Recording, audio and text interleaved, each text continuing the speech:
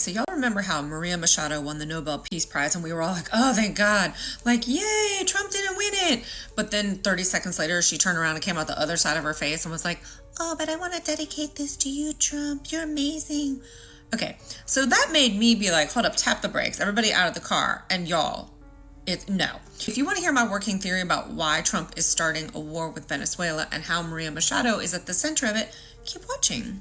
I'm sure it will come as no great surprise to y'all that every time the United States says that we're spreading democracy around the globe, whoever we're spreading it to is sitting on a giant pile of oil. Venezuela is the next target.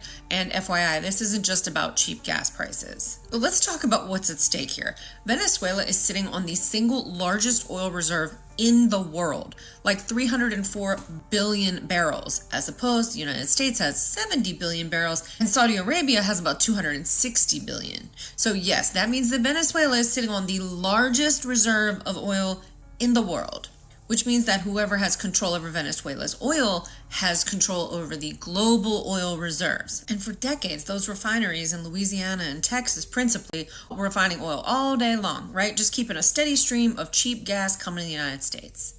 Millions of barrels from Venezuela. But in the early 2000s, Venezuela's president, Hugo Chavez, changed everything.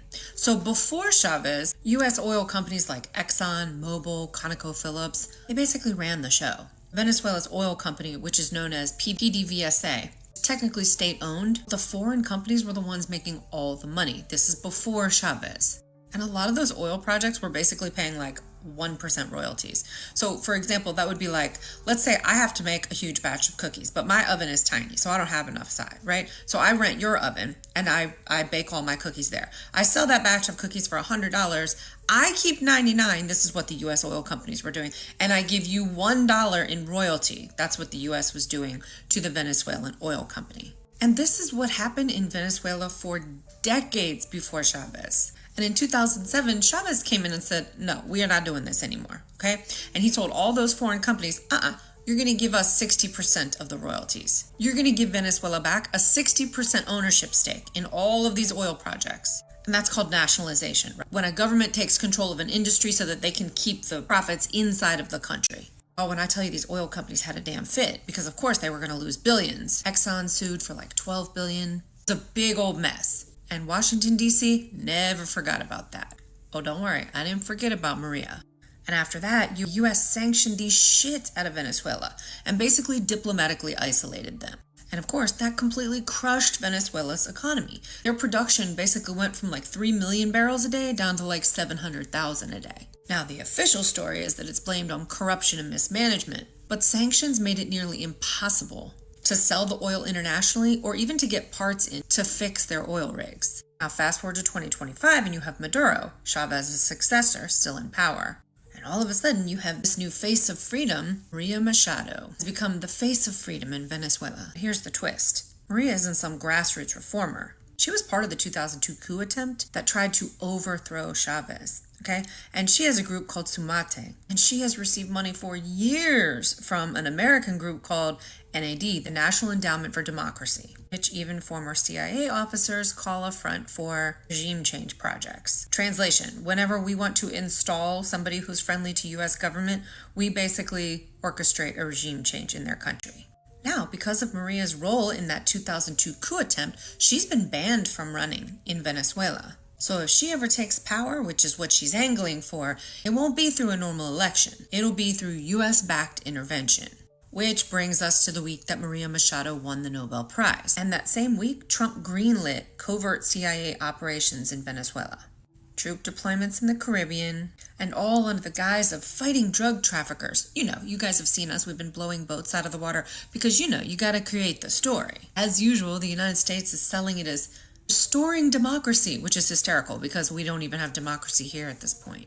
But what's really going on in the background, I'm going to get to a leaked tape here in a moment, is that Maria Machado has promised to privatize PDVSA again, and that means selling off pieces of Venezuela's national company, remember the one we were talking about at the top of the video, back to all the U.S. corporations, Exxon, Chevron, etc. And she's reportedly planning to drop like 10 to 20% royalties, which means opening the floodgates for massive profits for these U.S. oil corporations. So if we go back to our cookie analogy from earlier, instead of basically giving Venezuela $1, now they would be giving Venezuela $20, but basically keeping $80. So basically going back to what was happening pre-Chavez. And you got to remember, this isn't just about cheap gas. Because when the U.S.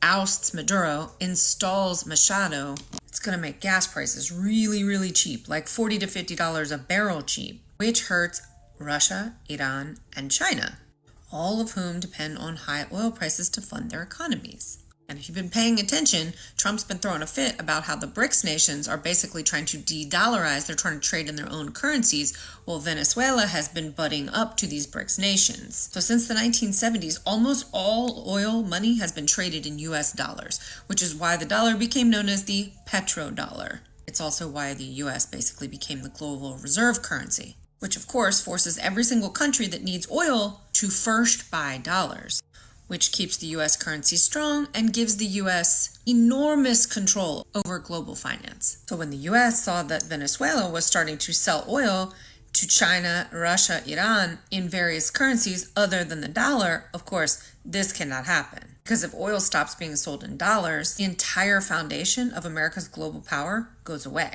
So let's connect the dots. Venezuela, biggest oil reserves on earth. And don't think this is speculation, because Machado got caught on a hot mic, Maria Machado, saying to Don Jr., Trump's son, forget about Saudi Arabia. We have more oil than them, and we are going to open the markets to America. So you have Machado, a pro-U.S. politician, ready to privatize PDVSA and reopen the oil taps. And of course, Trump's military anti-drug buildup as the cover story for regime change. And the Nobel Peace Prize is just a nice little bow on top that makes Maria Machado look like a freedom fighter for democracy instead of someone orchestrating an oil grab for America.